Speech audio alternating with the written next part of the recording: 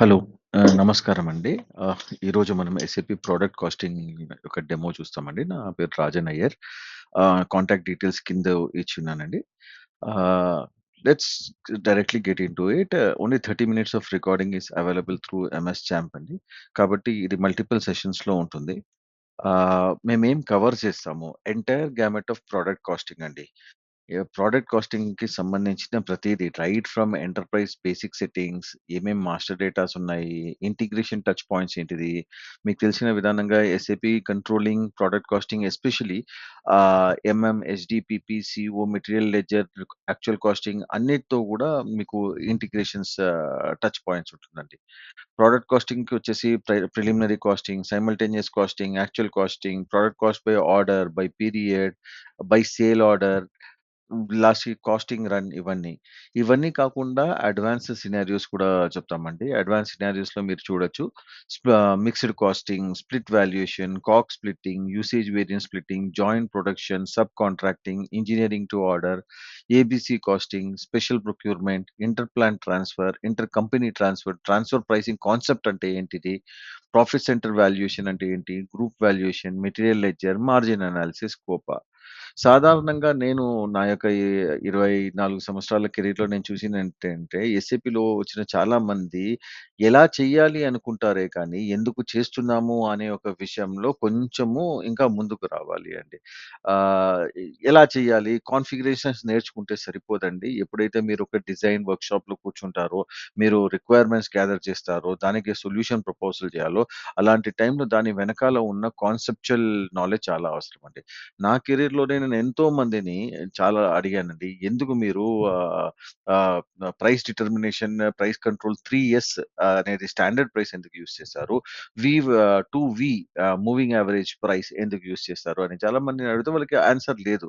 ఎందుకు మీరు సీకేఎంఎల్ రన్ చేయాలి? మీ పీ&ఎల్ ప్రాఫిట్ అండ్ లాస్‌లో ఇంపాక్ట్ ఏంటి అనేది చాలా మందిని అడిగాను. మా యొక్క టీచింగ్ అండి ప్రతి ఒక్క విషయంలోనూ కూడా చాలా లోతుగా దాని యొక్క కాన్సెప్ట్ ఏంటిది? అది ఎందుకు చేస్తున్నాము అనే ఒక దృక్పథంలో మేము మా యొక్క ట్రైనింగ్ కొనసాగిస్తామండి. So, let's move ahead. Product costing అంటే ఏంటి అండి? Product costing is the process of calculating the comprehensive expenses associated with creating or acquiring a product, including direct costs like raw materials and labour, as well as indirect costs such as overhead and administrative expenses. క్లా చెప్పాలంటే ఒక ప్రొడక్ట్‌ని తయారు చేయడానికి లేదా కొని అమ్మడానికి అయ్యే ప్రతి ఒక్క ఖర్చుల్ని తన యొక్క ప్రయాణంలో ఒక మెటీరియల్ కలుపుకుంటూ పోతుందండి. ఇక్కడ మీరు చూడొచ్చండి, రా మెటీరియల్ కొనేటప్పటి నుంచి ఫినిష్డ్ ప్రొడక్ట్ అయ్యేంత వరకు ఎన్ని కాస్ట్స్ యాడ్ అవుతూనే ఉందండి. సో, రా మెటీరియల్ కొనేటప్పుడు మనకు సాధారణంగా మెటీరియల్ కాస్టే కాకుండా, ఆ మెటీరియల్ తేవడానికి ఒక ఆహ్, ఫ్రైట్ కాస్ట్ అవసరమవుతుందండి. అది ఎక్కడి నుంచైతే వస్తుందో దానికి ఫ్రైట్ ఇవ్వాలి. అంటే ట్రాన్స్‌పోర్టేషన్ ఇవ్వాలి. బహుశా మనం అది ఇంటర్నేషనల్ ఆర్డర్ అవ్వచ్చు. లేకపోతే మనం వేరే స్టేట్ నుంచి తీసుకొని రావచ్చు. అప్పుడు దానిపైన ఇన్స్యూరెన్స్ కాస్ట్ అనేదొస్తుంది. ఆ తర్వాత దాన్ని లోడింగ్, అన్‌లోడింగ్, ఈ కాస్ట్స్, దానిపైన ఉన్న taxes, handling charges, international products అయితే మరి క్లియరింగ్ హౌస్ ఏజెంట్ ఫీస్ అని ఉంటుంది. కస్టమ్స్ అండ్ డ్యూటీస్ ఇవన్నీ కలుపుకొని రా మెటీరియల్‌లోనే అది ఇన్వెంటరైజ్ అయిపోతుంది. సో, సాధారణంగా రా మెటీరియల్ ఒక రూ. 100 అనుకుంటే, దానిపైన ఇవన్నీ కలుపుకుంటూ పోతే ఇంకో రూ. 180, రూ. 200 దాదాపు అంతవరకు చేరుతుంది. రా మెటీరియల్ స్టేజ్ నుంచే మనకి కాస్ట్ అయితుంది. ఆ తర్వాత మనం ఆ రా మెటీరియల్‌ని మనం తీసుకొనొచ్చేసి మన ప్లాంట్ లోపల మనం ఒక వేర్ హౌస్‌లో పెడతామండి. వేర్ హౌస్‌లో పెట్టిన ప్రతి స్టాక్‌ని మనం ప్రొడక్షన్స్‌కి పంపియకుండా, ఎప్పుడైతే ప్రతిరోజు ఏమి ప్రొడక్షన్ ఉంది, ఆ ప్రొడక్షన్ ఆర్డర్స్ ఏవైతే ఉన్నాయో అది ముందే ప్లాన్ చేసుకొని మనకి డీటెయిల్స్ సిస్టమ్‌లోనే ఉంటుంది కాబట్టి ప్రొడక్షన్‌కి అగెయిన్స్టే ప్రతి ప్రొడక్షన్ ఆర్డర్‌కి అగెయిన్స్ట్‌గా మనము రా మెటీరియల్స్‌ని ఇష్యూ చేస్తాము. రా మెటీరియల్స్‌ని ఇష్యూ చేసేసి అక్కడ అది తయారవుతుంది. ఒక ఉదాహరణకు ఒక బెల్టే తీసుకుందాము. మన దగ్గర ఉన్నది స్కిన్ అనుకుందాము. స్కిన్‌ని ఫస్ట్ క్లీనింగ్‌కి పంపియాలి. మన దగ్గర ఉన్న రా మెటీరియల్ స్కిన్, కొన్ని కెమికల్స్, బ్లీచింగ్, కొన్ని కెమికల్స్ ద్వారా దాన్ని వాష్ చేయాలి. అలాంటప్పుడు మనం ఫస్ట్ దాన్ని ప్రొడక్షన్‌కి పంపించినప్పుడు ఫస్ట్ జరిగేదేంటంటే క్లీనింగ్ ప్రాసెస్ చెప్తది. ఆ క్లీనింగ్ ప్రాసెస్ నుంచి దానికెళ్ళి కటింగ్ ప్రాసెస్ అని ఉంటుంది. తర్వాత దాన్ని పెయింటింగ్ అని ఉంటది. ఉంటది. లేదా దానికి స్టిచ్చింగ్ అని ఉంటది. ఆ తర్వాత దానికి ప్యాకింగ్. ఇవన్నీ కూడా కన్వర్షన్ కాస్ట్ అని మనం అంటామండి. All the activities that are directly attributable to the material in the process of ప్రొడక్షన్‌ని మనము కన్వర్షన్ కాస్ట్ అంటాం. అంటే ఒక వస్తువుని తన యొక్క ఫినిష్డ్ ప్రొడక్ట్ చేయడానికి ఏమేమి కన్వర్షన్ మీకు పవర్, ఎలక్ట్రిసిటీ అవసరము, లేబర్ అవసరము, మెషిన్ ఖర్చు అవసరము. మెషిన్ ఖర్చు ఎలా ఒక ప్రొడక్ట్‌కి మీ మెషిన్ ఒకవేళ మీ కటింగ్ మెషిన్ కానీ, మీ యొక్క మెషిన్ వచ్చేసి ఒక 2,00,00,000 మెషిన్ అనుకోండి. 2,00,00,000 మెషిన్‌ని మీరు ఒకే ఒక మెటీరియల్‌లో చార్జ్ చేయలేరు కదా! ఒక బెల్ట్ యొక్క వాల్యూ రూ. 250 అనుకుందాము. రూ. 250లో 2,00,00,000 ఎలా యాడ్ చేయగలము? సో, ఏ బేసిస్ పైన మనం యాడ్ చేస్తాము? ఎలక్ట్రిసిటీ ఉంది. Electricity consumption at the plant ఈ నెల బిల్ వచ్చేసి 22,000 వచ్చింది. 22,000 తీసుకొనెళ్లి ఒకే ఒక బెల్ట్ పైన మనము అసైన్ చేయలేము కదండీ! సో, ఆ ప్రక్రియని ఎలా మనము కాస్ట్ డిటర్మిన్ చేస్తామో, పర్ అవర్‌కి ఎంత ఎలక్ట్రిసిటీ, ఒక్క యూనిట్ ప్రొడ్యూస్ చేయడానికి ఎంత ఎలక్ట్రిసిటీ ఖర్చయింది. ఇవన్నీ డిటర్మైన్ చేసి ఈ కన్వర్షన్ కాస్ట్ కూడా ఆ మెటీరియల్ పైన అప్లై చేస్తామండి. ఆ తర్వాత రౌటింగ్ అనే ప్రాసెస్ అనేది నేను చెప్పానండి. The multiple processes through which A material has to go through to become a finished product. Finished product అవ్వడానికి ఒక మెటీరియల్స్ ఏ ప్రాసెసెస్ నుంచి ఎళ్తుందో, నేనిక్కడ 3 ప్రాసెస్ ఇచ్చానండి. Process 1 cleaning, process 2 stitching, process N అంటే లాస్ట్ ప్రాసెస్ ప్యాకింగ్ అనుకున్నామండి. సో, అక్కడ అయ్యే ఖర్చులన్నిటిని గూడా మనం labour, machine cost, power, fuel అవన్నీ ఇదే కాకుండా అండి మీ అడ్మినిస్ట్రేటివ్ ఆఫీస్ ఉంది. అడ్మినిస్ట్రేటివ్ ఆఫీస్ యొక్క రెంట్‌ని మనము ఇండైరెక్ట్ కాస్ట్ అంటాం. Which are not directly related to the product. And staff salaries అనుకున్నాము. Accounting department salary, IT department salary, canteen expenses ఇవన్నీ కూడా security department. So, all these are indirect expenses which are rent ఏదైతే మీరు కడుతున్నారో, office rent ఏదైతే కడుతున్నారో, factory rent వచ్చేసి మీరు ఏదో ఒకటి డైరెక్ట్ కాస్ట్‌గా మీరు కన్సిడర్ చేయొచ్చు. కానీ ఆఫీస్ రెంట్ బహుశా అక్కడ బెల్ట్ మాత్రమే కాదు. వేరేదైనా తయారవ్వచ్చు. లెదర్ బ్యాగ్స్ తయారవ్వచ్చు. హ్యాండ్ బ్యాగ్స్, పర్సెస్ తయారవ్వచ్చు. So, in that case what we are doing is overheads, indirect overheads which cannot directly be attributable. దాన్ని ఓవర్‌హెడ్ కాస్ట్ షీట్ అనే ఒక టూల్ ఉందండి ఎస్ఏపీలో. దాని ద్వారా మనము ఓవర్‌హెడ్ అలొకేట్ చేస్తామండి. ఇదే కాకుండా ఆ తర్వాత అయిన ఫినిష్డ్ ప్రొడక్ట్‌ని మనము తీసుకొనొచ్చేసేసి మనం మన గోడౌన్‌లో పెడతామండి. ఆ తర్వాత మనకి చాలా ఖర్చుంటుందండి. మార్కెటింగ్ ఎక్స్‌పెన్సెస్ ఉంటుంది. సెల్లింగ్ అండ్ డిస్ట్రిబ్యూషన్ ఎక్స్‌పెన్సెస్ ఉంటుంది. ఇది ఎలా లోడ్ చేస్తాము? మీ రా మెటీరియల్స్, కన్వర్షన్ కాస్ట్ అన్నీ కలిపేసేసి మీకు ఒక 200 రూపీస్ అయిందనుకోండి. మీ ఫినిష్డ్ ప్రొడక్ట్ తయారు చేయడానికి. కానీ అది మీరు అమ్మడానికి అయ్యే ఖర్చు సెల్లింగ్ అండ్ డిస్ట్రిబ్యూషన్ కాస్ట్ అంటామండి. Selling and distribution cost, marketing expenses ఇవన్నీ కూడా ప్రొడక్ట్ అయిన తర్వాత. ఈ గూడ్స్‌ని మీరు మీ యొక్క డీలర్‌కి పంపియాలనుకుంటున్నారు. లేకపోతే మీ యొక్క కస్టమర్స్ ఎవరైతే రీటైల్ కస్టమర్స్‌కి పంపియాలనుకుంటున్నారో, అప్పుడు మీకు అయ్యే ఖర్చులుంటాయి గదండీ! Sales department cost. ఇవన్నీ కూడా ప్రొడక్ట్ అయిన తర్వాత వస్తుంది. ఆ కాస్ట్‌ని మీరు ఎలా అక్రూ చేస్తారో ప్రొడక్ట్ పైన, ఇవన్నీ ఏనండి ప్రొడక్ట్ కాస్టింగ్ అనేది మనము అంటాం. మీరిక్కడ చూడొచ్చు ఒకటి ఇన్ హౌస్ ప్రొడక్షన్ నేను ఇంతవరకు మీతో మాట్లాడానండి. ఇన్ హౌస్ ప్రొడక్షన్ కాకుండా కూడా ఇంకో వేరియంట్ ఏంటిది సబ్ కాంట్రాక్టింగ్. మీరేం చేయొచ్చు, మీరు రా మెటీరియల్స్ తేవచ్చు. చాలా నేను పెద్ద పెద్ద కంపెనీస్ చూసానండి. వాళ్ళు లైసెన్స్డ్ మ్యానుఫ్యాక్చరింగ్ చేస్తున్నారు. వాళ్ళు కెమికల్స్ ఇవన్నీ గూడా ఇంపోర్ట్ చేసేసి ఫర్ ఎగ్జాంపుల్ నా రీసెంట్ ప్రాజెక్ట్ ఒకటి కాస్మెటిక్స్‌లో ఉందండి. వాళ్ళు ఓన్ మ్యానుఫ్యాక్చరింగ్ ప్లాంట్ లేనే లేదండి. మ్యానుఫ్యాక్చరింగ్ ఔట్‌సోర్స్ చేసేసారు. వాళ్ళు మెటీరియల్స్ అన్నీ కొంటారు. వాళ్ళేం చేస్తారు రా మెటీరియల్స్‌ని తమ యొక్క ప్రొడక్షన్ ఆర్డర్‌కి అగెయిన్స్ట్‌గా ఇష్యూ చేసి సబ్ కాంట్రాక్టర్‌కి ఇస్తారు. సబ్ కాంట్రాక్టర్ అది తయారు చేసి, ప్యాక్ చేసి మళ్ళీ తిరిగి ఇస్తాడు. అప్పుడు ఎంత ఖర్చవుతుంది మీకెలా తెలుస్తుంది? మీ రా మెటీరియల్ కాస్ట్ మీకు తెలుస్తుంది. సబ్ కాంట్రాక్టర్‌కి మీరు ఒక చిన్న చార్జ్ ఇస్తారు. ఆ చార్జ్ ఎలా లోడ్ చేయాలి? ఆ తర్వాత అయ్యే ఓవర్‌హెడ్స్ మీ యొక్క డిపార్ట్‌మెంట్ యొక్క ఓవర్‌హెడ్స్ ఎలా చేస్తారు? అది కూడా ఇంకో సినారియో అండి. ఇప్పుడు ఇంకో సినారియో సబ్ కాంట్రాక్టింగ్‌లోనే నేను చూస్తామండి. ఇక్కడేమైతుందంటే కొంత ప్రాసెస్ మీరు చేస్తారు. కొంత ప్రాసెస్ సబ్ కాంట్రాక్టర్ చేస్తారు. ఫర్ ఎగ్జాంపుల్ మీరు తీసుకుంటే మీరు ప్రాసెస్ 1 క్లీనింగ్ ఆఫ్ స్కిన్ మీరు ఇన్ హౌస్ చేస్తారు. కానీ ఆ స్టిచ్చింగ్ ఇది మాత్రమే మీరు బయటికి పంపిస్తున్నారు. ఫర్ ఎగ్జాంపుల్ నా నా యొక్క ఎగ్జాంపుల్‌లోనండి. సో, ఆ process 1 is being carried out in house. Process 2 వచ్చేసేసి సబ్ కాంట్రాక్టర్ చేస్తున్నాడండి. ఆ తర్వాత అతను ఫినిష్డ్ గూడ్స్ వచ్చిన తర్వాత మళ్ళీ ప్రాసెస్ 3 మీ దగ్గరే జరగొచ్చు. అలా 2 ప్రాసెస్ జరిగింది. సబ్ కాంట్రాక్టర్‌కి కొంచెం చార్జెస్ ఇవ్వాలి. ఆ చార్జెస్ ఎలా లోడ్ చేయాలి? ఇది ఇంకో వేరియంట్ అండి. ఇదే ప్రొడక్ట్ కాస్టింగ్ సమస్తము అనట్లేదు. ప్రొడక్ట్స్ కాస్టింగ్‌లో ఇది ఇంకో సినారియో. ఇంకో సినారియో మనం మాట్లాడాలి అంటే by product costing, joint production. మీరు వినే ఉంటారు. పెట్రోల్ తయారయ్యేటప్పుడు పెట్రోల్‌తో పాటు డీజిల్ గూడా అయితది. డీజిల్‌తో పాటు కిరోసిన్ గూడా వస్తది. సో, ఎప్పుడైతే ఒక ప్రొడక్ట్‌ని తయారు చేయాలనుకుంటున్నారో దాంతో పాటు 2, 3 ప్రొడక్ట్‌లు తయారయ్యే కొన్ని సినారియోస్ ఉన్నాయండి. దాన్ని మనము కో ప్రొడక్ట్స్ అంటాం. అలా కాకుండా బై ప్రొడక్ట్స్ కూడా వస్తున్నాయండి. మనము ఇది డిస్టిల్లరీస్‌లో చూస్తే మనము అదే విస్కీ ఫ్యాక్టరీస్‌లో చూస్తే మొలాసెస్ అనేది షుగర్ నుంచి వస్తది. షుగర్ తయారు చేసేటప్పుడు ఆ మొలాసెస్ అనేది బై ప్రొడక్ట్. అదే స్టీల్ ఇండస్ట్రీలో చూస్తే స్టీల్‌తో పాటు పిగ్ ఐరన్ బయటికొస్తుందండి. సో, ఇలా కొన్ని బై ప్రొడక్ట్స్ వస్తుంది. ఆ బై ప్రొడక్ట్స్ యొక్క కాస్ట్ మన యొక్క కాస్ట్ నుంచి ఎలా తీయాలి? ఎందుకంటే దానికి అంటూ కొంచెం వాల్యూ ఉంటుంది. సో, ఆ వాల్యూ మనం ఎలా తీయాలి? ఒకవేళ మీ యొక్క ఉత్పత్తి చేసే ప్రక్రియలో ఒక ప్రొడక్ట్ కాకుండా 2, 3 తయారైతుంది. అలాంటప్పుడు ఎలా చేస్తారు? రా మెటీరియల్ ఒకటే. మిల్క్ తీసుకోండి. మిల్క్ తీసుకొని దాంతో పాటు మిల్క్‌నే అమ్మొచ్చు. మిల్క్ నుంచి మీరు వెన్న తీయొచ్చు. లేకపోతే దాన్ని పెరుగుగా మార్చొచ్చు. లేకపోతే దాంట్లో నుంచి నెయ్యి చేయొచ్చు. ఇలా ఎలా చేస్తారు? ఒకటే రా మెటీరియల్ వస్తుంది. ప్రక్రియలో మీకు వేరే వేరే విధానం చీజ్ చేయొచ్చు. సో, ఎలా? జాయింట్ ప్రొడక్షన్ అంటామండి. సో, ఇలా వేరే సినారియోస్ మేము కవర్ చేస్తున్నామండి. సో, ఈ వీడియో ఒక 30 మినిట్స్‌లో కట్ అయిపోతే మళ్ళీ సెకండ్ వీడియో గూడా నేను అప్‌లోడ్ చేస్తానండి. ఇది పార్ట్ 1గా మీరు తీసుకోవచ్చు. ఎలా మనము కాస్ట్‌ని మనం చార్జ్ చేస్తాము? టైప్ ఆఫ్ కాస్ట్ లెఫ్ట్ సైడ్‌లో మీరు చూడొచ్చు. మెటీరియల్స్, రా materials, semi finished, packing material etcetera.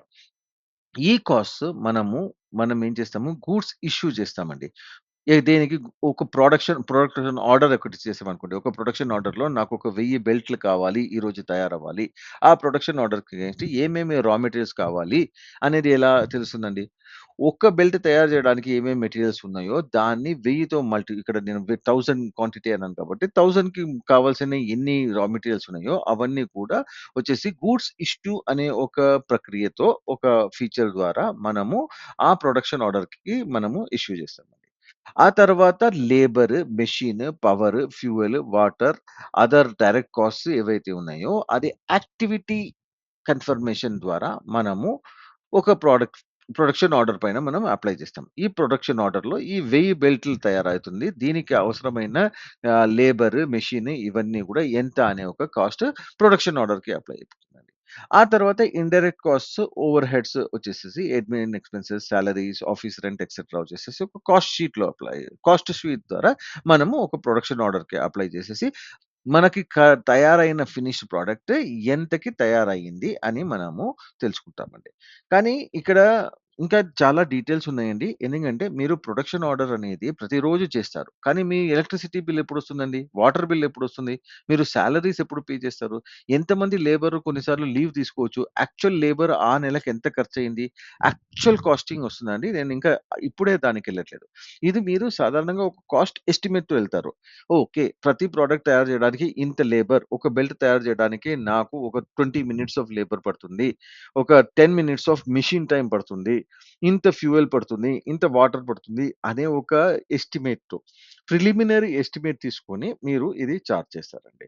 Month ఎండ్‌కి ఎప్పుడైతే మీకు యాక్చువల్ ఖర్చులొస్తాయో, యాక్చువల్ ఖర్చుల్ని నేను ఫర్దర్ ఎగ్జాంపుల్‌లో నేను మీకు చూపిస్తాను.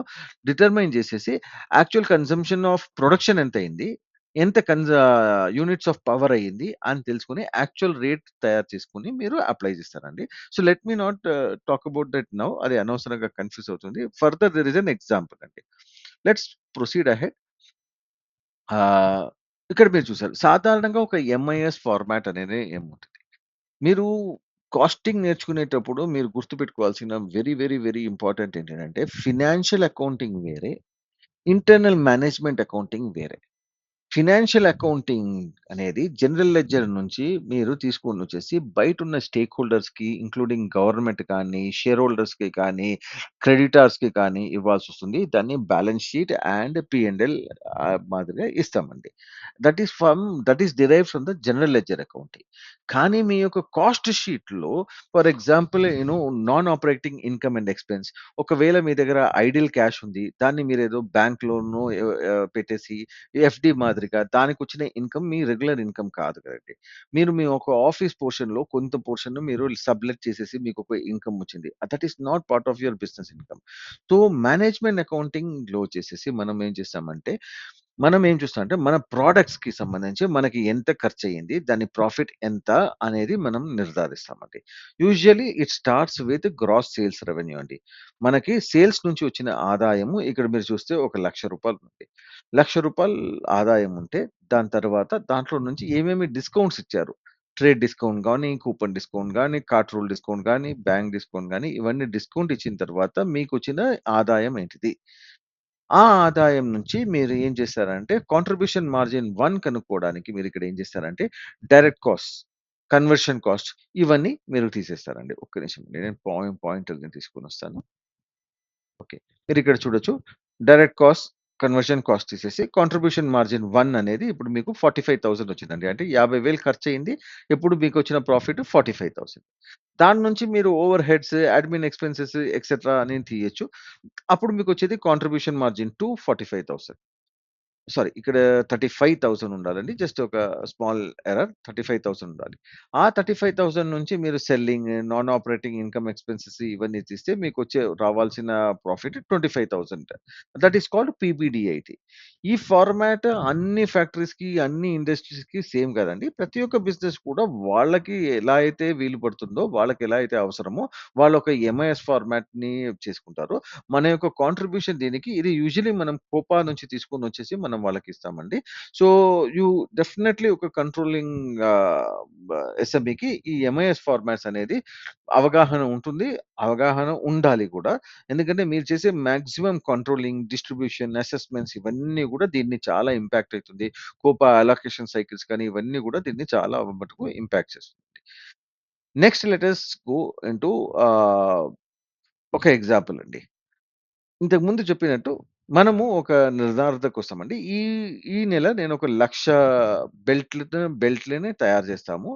నాకు దానికి కావాల్సిన టోటల్ లేబర్ కాస్ట్ వచ్చేసి 80,000 అయితుంది. బహుశా రూ. 80,000 లేబర్ అవుతుంది. నేనొక 5గురు లేబర్‌ని పెట్టుకున్నాను. 5 వర్కర్స్.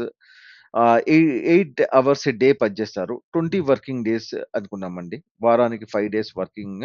అలా 20 వర్కింగ్ డేస్ ఒక నెలలో 8 అవర్స్ పెట్టుకుంటే నాకొచ్చేసి 800 అవర్స్ అయింది. దానికి నేను అనుకునేది ఒక 80,000 ఖర్చవుతుంది. రూ. 80,000 ఖర్చవుతుంది.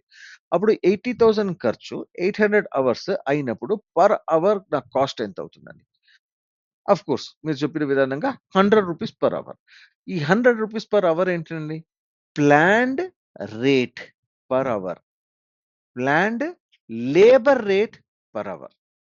ఒక గంట సేపు పని లేబర్ పని జేయడానికి మనకి కావాల్సింది రూ. 100 ఒకవేళ ఒక బెల్ట్‌కి కేవలం 10 నిమిషాలు పట్టింది లేబర్ టైమ్ లేదా 20 నిమిషాలు పట్టిందన్నప్పుడు మనకి ఇంకా ఈ రూ. 100 గంట సేపటికైతే 20 మినిట్స్‌కి ఎంత అని మనం డివైడ్ చేసుకొని ఆ రేట్ మనము అప్లై చేస్తామండి.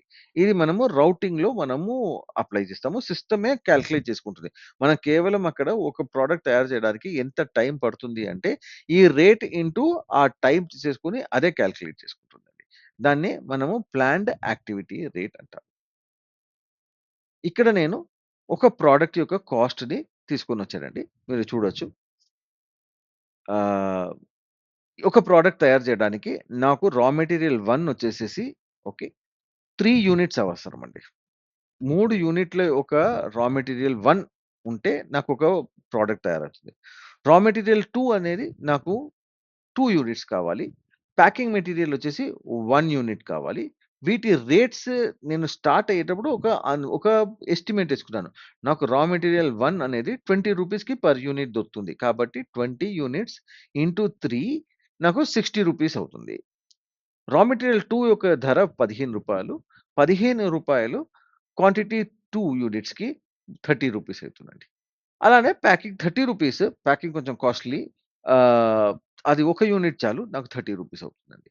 మీరనుకోవచ్చు ఎందుకు ప్యాకింగ్ ఇంత ఎక్కువుందంటే, నేనొక ప్రాజెక్ట్ చేశానండి. అక్కడ ప్యాకింగ్ కాస్ట్ ఈస్ 70% అండి. 72%. యాక్చువల్ ప్రొడక్ట్ కాస్ట్ వచ్చేసి 28% కానీ the cost of packing is very significant. అలా కూడా చాలా సినారియోస్ ఉన్నాయండి.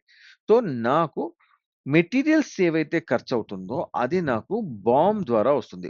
అంటే bill of material. Bill of material ద్వారా నాకు ఇది వస్తుంది. నాకు టోటల్ అయింది రూ. 120. తర్వాత నాకొచ్చేసి labour, machine, power. Labour, machine power వచ్చేసి ఇవి యాక్టివిటీ కాస్ట్ అంటామండి. అది వచ్చేసి నాకు రౌటింగ్ ద్వారా వస్తుంది. నేను ఇంతకు ముందు కాలిక్యులేట్ చేసిన విధంగా లేబర్ రేట్ నాకు పర్ అవర్ 100 అనుకుని నేను స్టార్ట్ చేశాను ఈ మంత్‌లో. స్టార్ట్ చేశాను. నాకు ఒక యూనిట్ తయారు చేయడానికి నాకు 5 అవర్స్ కావాలండి. అప్పుడు ఎంత టోటల్ లేబర్ కాస్ట్ ఎంత అప్లై అవుతుంది? రూ. 500 అప్లై అవుతుంది. మెషిన్ కాస్ట్ డిప్రిసియేషన్ కానీ, మిగతా ఏదైనా కూడా సెటప్ టైమ్ కానీ రూ. 60 అవుతుందండి. ఈ రూ. 60 నాకెన్ని అవర్స్ కావాలి? 5 అవర్స్ కావాలి. అప్పుడు నాకెంత కాస్ట్ అయిందండి? ఒక యూనిట్ తయారు చేయడానికి నాకు 300 rupees worth of machine cost అయింది. సిమిలర్‌లీ నాకు పవర్ 5 యూనిట్స్ కావాలండి. అహా! 5 రూపీస్ పర్ యూనిట్. 20 యూనిట్స్ కావాలి. అప్పుడు నాకెంతయింది? 100. సో, నా యాక్టివిటీ కాస్ట్ వచ్చేసేసి కన్వర్షన్ కాస్ట్ కానీ, యాక్టివిటీ కాస్ట్ కానీ రూ. 800 అయింది. ఇవన్నీ కాకుండా నా ఓవర్ హెడ్స్ నేను ఏమనుకుంటున్నా అంటే ఒక 10% అవ్వచ్చు నా ఓవర్ హెడ్స్ అని బయలుదేరదామండి. సో, అప్పుడేమైంది 800 ప్లస్ 120 ఈస్ 920. 920 యొక్క 10% వచ్చేసి రూ. 92. ఈ 3 కలుపుకుంటే నాకు per unit cost of goods manufactured వస్తుంది. సీఓజీఎం అంటే మీకు తెలిసిందే. Cost of goods manufactured is 1012 అని మనం స్టార్ట్ చేస్తున్నాం. నేను 800 యూనిట్స్ స్టార్ట్ చేద్దాము అని ఎళ్తానండి. బహుశా 800 యూనిట్స్ కాకుండా 780 యూనిట్స్ అయితే 780 ఇంటూ 1012 వచ్చేసి ఆ ప్రొడక్షన్ ఆర్డర్ యొక్క టోటల్ ఖర్చు. ఒక ప్రొడక్షన్ ఆర్డర్‌లో నేను 800 బెల్టులు తయారు చేద్దాం అనుకున్నాను. కానీ నాకు అయ్యే ఖర్చు ఏంటిది 1012 అని స్టార్ట్ చేసి ఎళ్తాము.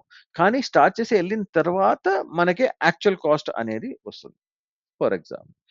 సో, ఇక్కడ అదే రాసానండి. ఇది ప్రిలిమినరీ కాస్టింగ్ అంటామండి. ప్రిలిమినరీ కాస్టింగ్ ద్వారా నాకు ఫస్ట్ కాస్ట్ ఎస్టిమేట్ యేసుకుంటాను. ఒక యూనిట్ తయారవ్వడానికి ఇంత ఖర్చవుతుంది అని. ఇప్పుడు దాన్ని యాక్చువల్ ప్రైస్ కాలిక్యులేషన్ మనం చేస్తామండి. యాక్చువల్ ప్రైస్ ఎంతొచ్చిందంటే, మళ్ళీ దీంట్లో గూడా చాలా వేరియేషన్స్ ఉన్నాయండి. నేను ఆ డీటెయిల్స్‌కి ఎళ్ళట్లేదు. నేను చాలా చిన్న ఎగ్జాంపుల్ ద్వారా నా ఫస్ట్ క్లాస్ బిగిన్ అయితుంది. రా మెటీరియల్ యొక్క రేట్ ఇంతకుముందు మనం 20 అనుకుంటే, ఇక్కడొచ్చేసి 22 వచ్చిందండి. ప్లాన్డ్ రేట్ 20 అయితే మనకి 22లో వచ్చింది.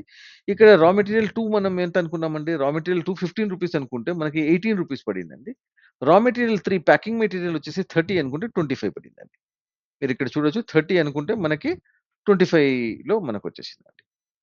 కానీ లేబర్ వచ్చేసేసి మనకేమైందంటే, ఈసారి లేబర్ మనకి కొంచెం కాస్ట్‌లీగా దొరికారు. మనకనుకున్నట్టు 80,000 కాలేదు. సేమ్ 800 అవర్స్‌కే 96,000 పే చేసాం కాబట్టి, లేబర్ పర్ అవర్ రేట్ వచ్చేసి నాకు రూ. 120 అయిందండి. ఇది మీకెప్పుడు తెలుస్తుంది?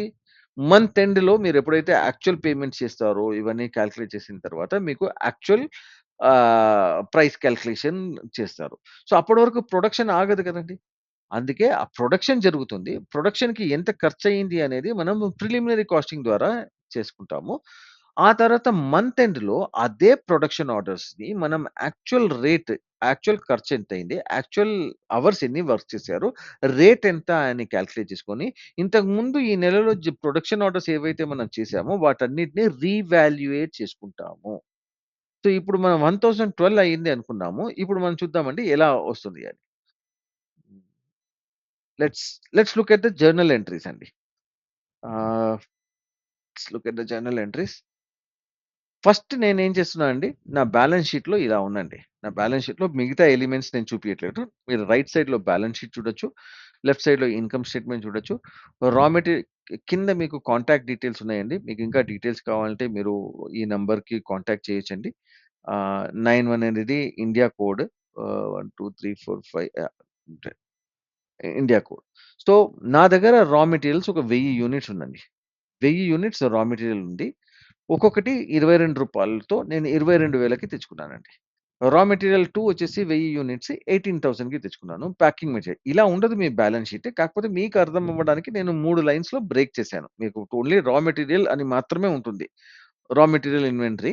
కాకపోతే ఇక్కడ ఎగ్జాంపుల్ ఇవ్వడానికి మాత్రమే నేను 3 లైన్స్‌లో చూపిస్తున్నానండి. సో, మీకు ఇలా 3 మెటీరియల్స్ ఉన్నాయి. ఈ మూడిటికి మీరు ఇంకా పేమెంట్ చేయలేదు కాబట్టి 65,000 మీరు పే చేయాలి. కాబట్టి ట్రేడ్ పేయబుల్స్‌లో 65,000 ఎసానండి. ఫైన్. ఎప్పుడైతే ప్రొడక్షన్ స్టార్ట్ అయితుందో, నేను ఒక్క యూనిట్ ప్రొడ్యూస్ చేయడానికి ఇంతకు ముందు చెప్పినట్టు నాకు 3 యూనిట్స్ ఆఫ్ మెటీరియల్ 1 కావాలి. 3 యూనిట్స్ ఆఫ్ RM2 కావాలి. 1 యూనిట్ ఆఫ్ ప్యాకింగ్ మెటీరియల్ కావాలి.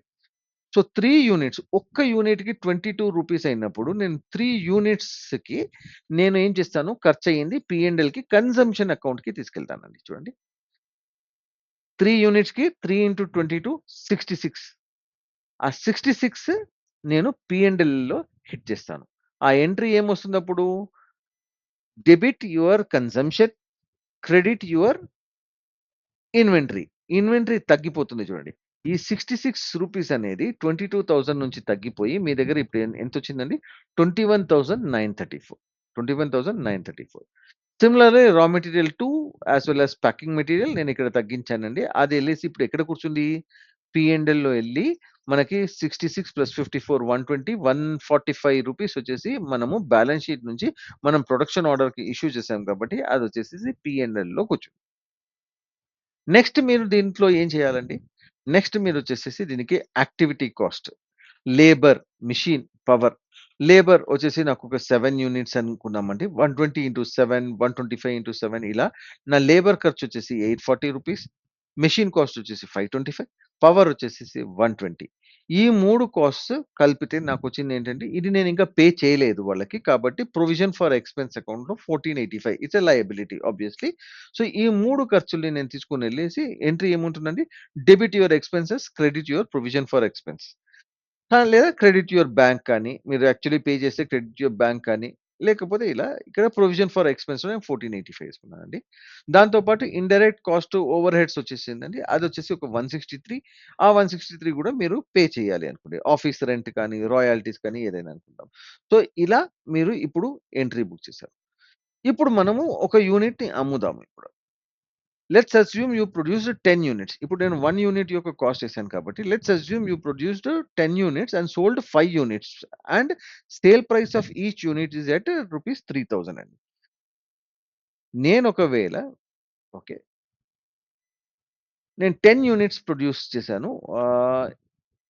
ఓకే. సారీ. ఈ ఎగ్జాంపుల్ నేను ముందే ఇవ్వాల్సింది. ఇక్కడ మీరు చూడొచ్చు కాస్ట్ 1 సెకండ్. ఆ! ఇక్కడొస్తామండి. 5 యూనిట్స్ మీరు సేల్ చేశారు కాబట్టి 5 యూనిట్స్ సేల్ చేశారు కాబట్టి మీకు అయిన ఖర్చెంతండి? మీకొచ్చిన ఆదాయము 5 యూనిట్స్‌కి 15,000. కానీ మీరు ఎన్ని యూనిట్స్ ప్రొడ్యూస్ చేశారు? 10 యూనిట్స్ ప్రొడ్యూస్ చేశారు. 10 యూనిట్స్ ప్రొడ్యూస్ చేస్తే మీకయిన ఖర్చెంతండి? 17,930. ఒక్క యూనిట్ తయారు చేయడానికి రూ. 1,793 అయింది. ఒక్క యూనిట్ తయారు చేయడానికి మీకయిన ఖర్చు 1,793. చూడొచ్చు కదండీ! ఇక్కడ మీరు 10 యూనిట్స్ తయారు చేశారు. ఇక్కడ 10 యూనిట్స్‌కి 17,930 కాబట్టి 1 యూనిట్‌కి 1,793. ఒకవేళ నేనొక యూనిట్‌ని 1793కి తయారు చేసేసి నేను రూ. 3,000కి నేను అమ్మితే నాకు లాభమొస్తుందా? నష్టమొస్తుందా అండి? ఆబ్వియస్‌లీ లాభమే గదండీ! 1200 ప్లస్ 1207 నాకు లాభం రావాలి. కానీ ఈ లిస్ట్ ప్రకారం మనం చూసుకుంటే మనకి 2,930 లాసొస్తుంది. ఎందుకు?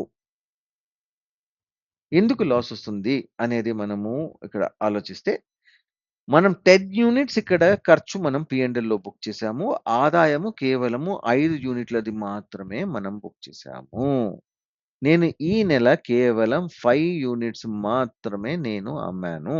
ఆ 5 యూనిట్స్‌కి కానీ ఎక్స్‌పెన్సెస్ 10 యూనిట్స్‌ది బుక్ చేశాను. సో, అలాంటప్పుడు ఇన్వెంటరీ మెథడ్ ఆఫ్ అకౌంటింగ్ ఏమంటుంది అంటే, ఏవైతే మీరు యూనిట్స్ ప్రొడ్యూస్ చేసేసారో, ఏదైతే మీరు అమ్మారో వాటి ఖర్చులు మాత్రమే మీరు పీ&ఎల్‌లో బుక్ చేయాలి. ఇక్కడ మీరు 5 యూనిట్స్ మీరు సేల్ చేసినప్పుడు, ఇక్కడ 5 యూనిట్స్ మాత్రమే ఖర్చు చూపించాలి. మిగతా అన్నీ కూడా తీసుకొనెళ్ళి మీరు బ్యాలెన్స్ షీట్‌లో ఎయ్యాలి. విచ్ ఈస్ వాట్ నెక్స్ట్ స్క్రీన్‌లో నేనిక్కడ చూపిస్తాను. ఇదేదైతే ఉందో 660 ఇవన్నీ ఫస్ట్ మనం వీటి మొత్తాన్ని ఏదైతే 1790 ఉందో దీన్ని కంప్లీట్‌లీ తీసుకొని ఫినిష్డ్ గూడ్స్‌లో చూపిస్తామండి. ఫినిష్డ్ గూడ్స్ చూడండి. ఫినిష్డ్ గూడ్స్‌లో చూపిచ్చేసి 10 యూనిట్స్ ఉండింది. 10 యూనిట్స్ 17,930 ఉండింది. దాంట్లో నేను 5 యూనిట్స్ అబ్బాను కాబట్టి 5 యూనిట్స్ యొక్క కాస్ట్ ఆఫ్ గూడ్స్ సోల్డ్ అంటామండి. కాస్ట్ ఆఫ్ గూడ్స్ సోల్డ్ 8,965 వచ్చింది. 8,965. ఇప్పుడు మీరు మీ రెవెన్యూ 5 యూనిట్స్‌ది 15,000 కాస్ట్ ఆఫ్ గూడ్స్ సోల్డ్ 8,965 ఇది వచ్చేసి రూ. 6,035 మీ ప్రాఫిట్. చూసారు గదండీ! ఎలా మీరు లాస్ అయిపోయారు ఇన్ ద ప్రీవియస్ కాబట్టి In the P&L, you should only book those expenses as per the matching principle also against the revenue that you have generated. ఆ నెల ఏదైతే రెవెన్యూ జనరేట్ అవ్వడానికి అయిన ఖర్చులు మాత్రమే బుక్ చేయాలి కానీ, ఏదైతే నేను ఫ్యూచర్‌లో అమ్మబోతున్నామో దాని ఖర్చులు తీసుకొనెళ్ళి నేను బ్యాలెన్స్ షీట్‌లో ఇన్వెంటరైజ్ చేసుకుంటాను. బ్యాలెన్స్ షీట్‌లో పెట్టుకుంటాను. లేకపోతే నా P&L దెబ్బతింటుంది. So, this is the example. నేను కొంచెము ఈ 30 మినిట్స్ రికార్డింగ్ లిమిటేషన్ వల్ల కొంచెం ఫాస్ట్‌గా చెప్పాను అనుకుంటాను. కానీ యాక్చువల్ క్లాసెస్‌లో we will look into every scenario in great detail.